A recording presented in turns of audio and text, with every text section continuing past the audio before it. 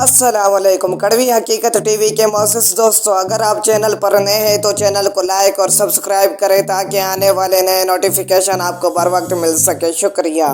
मालूमात। कायनात क्या है? ज़मीन, चाँद, सूरज, सितारों और सियारों को कायनात कहते हैं।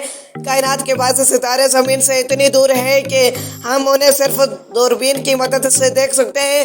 कुछ उनसे भी ज़्यादा दूर है और उन्हें ताकतवर से ताकतवर दूरबीन से भी नहीं देखा जा सकता। अब सवाल ये पैदा होता है कि हम ये कैसे जानते हैं कि वो वहाँ वाकई मौजूद है? साइंसदानों ने दूरबीनों और बड़े बड़े कैमरों की मदद से उनकी तस्वीर ली है। उनका ख्याल है कि उनसे से बहुत बड़े ऐसे सितारे भी होंगे जो अभी तक दरियाफ्त नहीं हो सके। कायनात कब पैदा हुई? अक्सर साइंसदानों का ख्याल है कि ये कायनात हमेशा से थी और हमेशा इसी तरह रहेगी, यानी ना तो इसकी कोई इब्तिदा है और ना कोई इंतहा।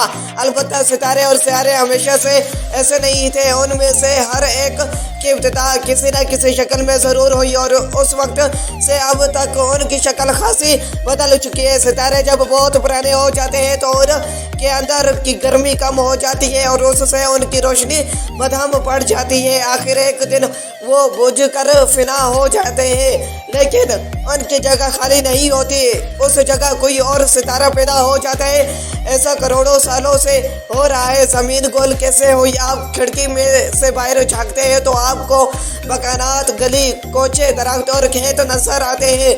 लंबे और पहाड़ भी दिखाई देते हैं। उनके अलावा आप और भी हज़ारों चीज़ें देखते हैं, लेकिन उनमें से एक भी शे ऐसी नहीं जिससे इस बात का पता चले कि ज़मीन गोल है। लेकिन हकीकत यह है कि ज़मीन गोल है और ये एक बहुत बड़ी गेंद की मानंद है। उसकी गोलाई आपको इसलिए नजर नहीं आती कि आप उसके बहुत करीब है। अगर आप हवाई जहाज़ या खलाई रॉकेट में बैठकर ऊपर जाएं तो आपको ज़मीन की गोलाई का पता चल सकता है। फिजा से ज़मीन की जो तस्वीरें ली गई हैं उनसे भी आपको ज़मीन के गोल होने का सबूत मिल सकता है। ज़मीन को बने करोड़ों साल हो गए हैं। शुरू में ये मुख्तलिफ मादों का एक बेबलगम सा ढेर थी। ये ढेर सूरज की कशिश के बायस उसके गिर्द घूमने लगा। इस अरसे में उस ढेर में और बहुत से मादे भी आकर शामिल होते गए। ये तमाम मादे कशिश सकरे की वजह से आप तपस घटे हुए हैं। कशिश सकरे हर चीज़ को मादों के इस ढेर के मरकज़ की तरफ खींचती है। जब मुख्तलिफ चीज़ें एक वक्त में एक ही मरकज़ की तरफ खींचती चली जाए तो वो गेंद की शक्ल में इकट्ठी हो जाती है। ज़मीन के साथ भी यही हुआ और इसी तरह गोल हुई।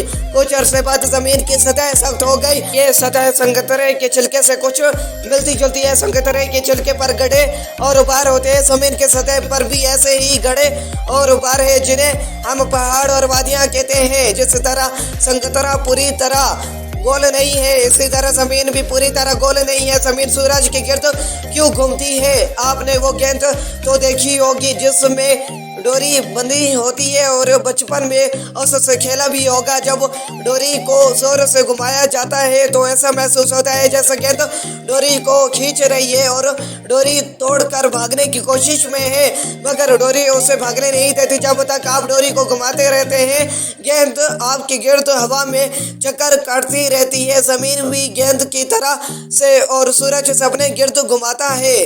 अब आप पूछेंगे कि वो डोरी कहाँ है जिससे ज़मीन बंधी हुई है? जवाब ये है कि ज़मीन से सूरज तक कोई डोरी नहीं, लेकिन एक ऐसी चीज़ ज़रूर है जो हमें नज़र तो नहीं आती, लेकिन वो ज़मीन को सूरज की तरफ खींचती है और उसे इधर उधर नहीं भागने देती। ये चीज़ सूरज की कशिश कहलाती है। सूरज ज़मीन को अपनी तरफ खींचता है, लेकिन ज़मीन गेंद की तरह उससे भागने की कोशिश करती है। इस तरह ज़मीन का खिंचाव सूरज के खिंचाव के बराबर हो जाता है और ज़मीन एक खास रास्ते पर सूरज के गिर्द गर्दिश करती है। ये रास्ता ज़मीन का मिदार कहलाता है।